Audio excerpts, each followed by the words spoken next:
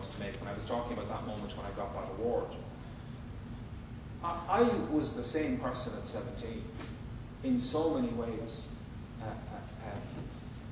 and more desperately in need, actually, of somebody seeing me and recognizing my value as a human being than I certainly was in 2003. And in a way, awards are very often about the entities who are giving them more than they are about the ones who are receiving them. You know, it's about the feel-good moment or the picture or the exposure or the whatever else that might happen. In truth, but I needed that focus at 17 much, much more. I didn't need it at all in 2002. When you see somebody in those circumstances, they are more than you don't know where they've come from.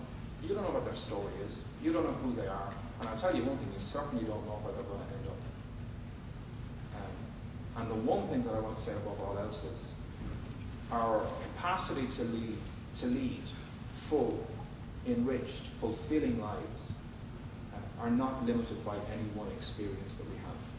They're limited by the responses that we might get to that experience, by the ways in which others respond or react to our circumstances as a result of it, by a lack of care, or support, or humanity, or compassion, or encouragement. But they're not limited by the experience. The resilience of life, the resilience of the human being is an extraordinary thing. And I don't say this from some sense of the power of redemption in some spiritual sense necessarily, but life is a tenacious force. And the desire to live, and to live healthily and in a fulfilling way, is extraordinary. I used to believe for a very long time, when I talked about how I ran for my life, I mean, when I was on the streets, and it was for 9 months, on and off, and it was a pretty desperate time. And I was, again, enormously exploited whilst I was there. Often, to find a place to sleep for the night, I'd end up letting somebody sleep with me if that's what they wanted to do. It meant I got off the streets. And it was a tough time. Coupled with that, the one thing that I would never do was acknowledge the kind of difficulty that I was in, because I was terrified that somebody might see. I was more frightened than anything else that I'd be discovered and sent home, because I didn't want to go back. This wasn't because necessarily of my family, but I didn't want to have to go back to the place, to that life as it was then. And at least where I was now, maybe I was going to be able to start to make choices. But the importance of that time for me was that it meant that, in a strange way, I started to get some sense of control in my life. I started to be able to make different choices. And as soon as I found a way off the street, I got off the street, and I lived in a very, very different way. And life started to change. But the one thing that I would never do was expose the gravity of my own circumstances or the desperate needs that I had in a way that anybody who might help would see them. So if I was to be helped, somebody was going to have to do an awful lot of work to find me. Years later, because I went on to train as a psychotherapist, and that led me to founding 1 in 4. And when I came back to Ireland, even though I wasn't working as a clinician anymore, because it was difficult to do that and be as public as I was, you couldn't really effectively work with people as a therapist and be as public as I was.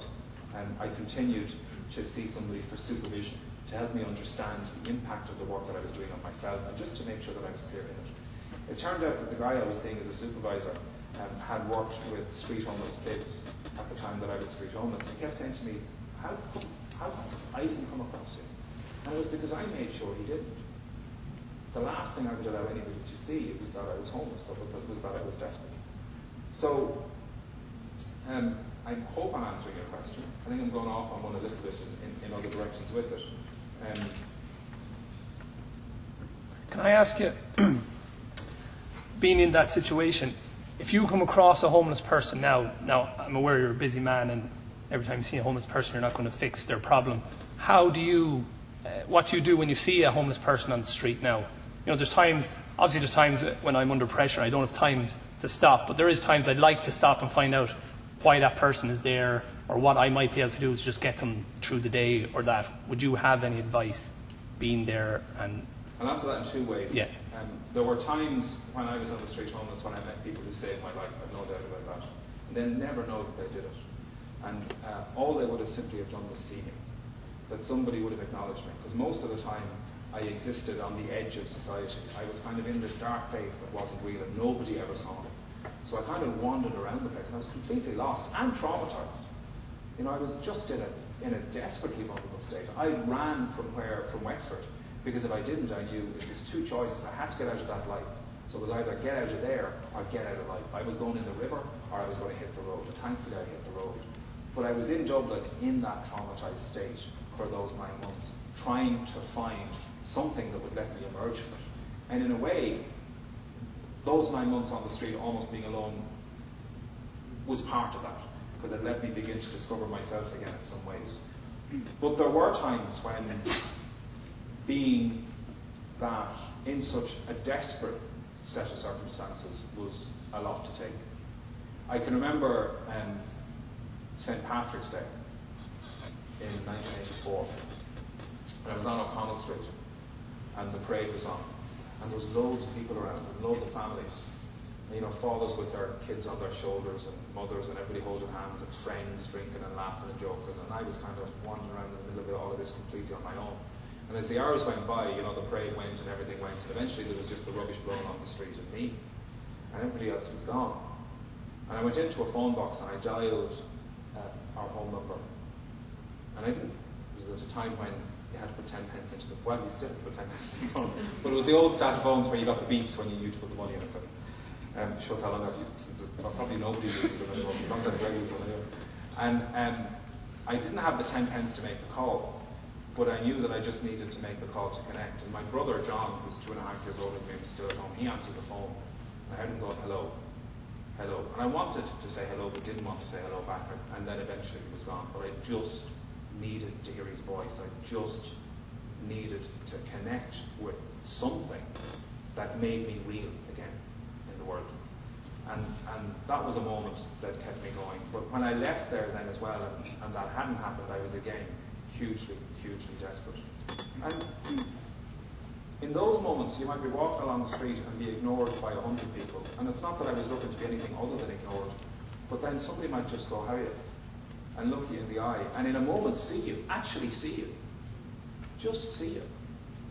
And those moments of the acknowledgement of my existence, that weren't about wanting to exploit me or use me in any way, that weren't about wanting to see me in some 3-dimensional or 2-dimensional way that dismissed me completely as some young homeless fellow who wasn't worth anything, but somebody who just said how are you, and said hello and connected. That kept me alive at times. And I think that it's an issue like homelessness, particularly in a society like Ireland, where, quite frankly, our resolution of the reason why people are homeless is not about money. Not anymore. I mean, when we look at the amount of money that's spent in the whole area of homelessness, when we consider that the estimates are that there are about 5,000 people in Ireland who are homeless, street homeless, we are spending tens, if not hundreds of millions of euros a year, and we're not solving that problem. It's not just about money. Certainly not about money in terms of how we're going to get people out of those circumstances. And the point that I'm making is that very often the reasons why people are homeless are complex, can't be easily solved, and won't be solved by somebody who's walking down the street. So what can you do to help in a moment? Acknowledge the person, see them as human. And yeah, occasionally, money helps.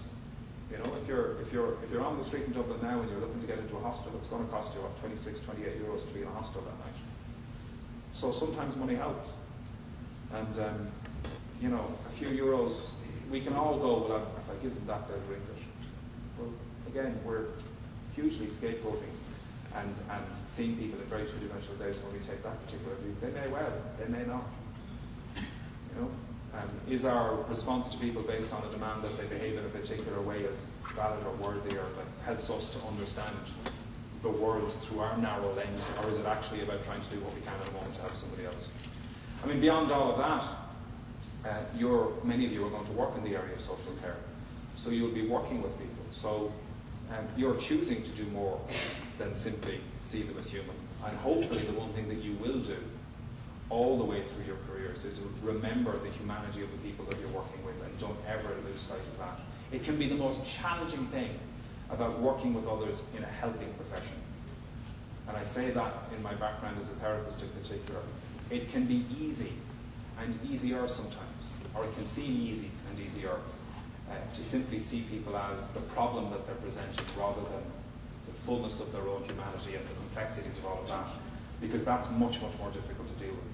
But if you're serious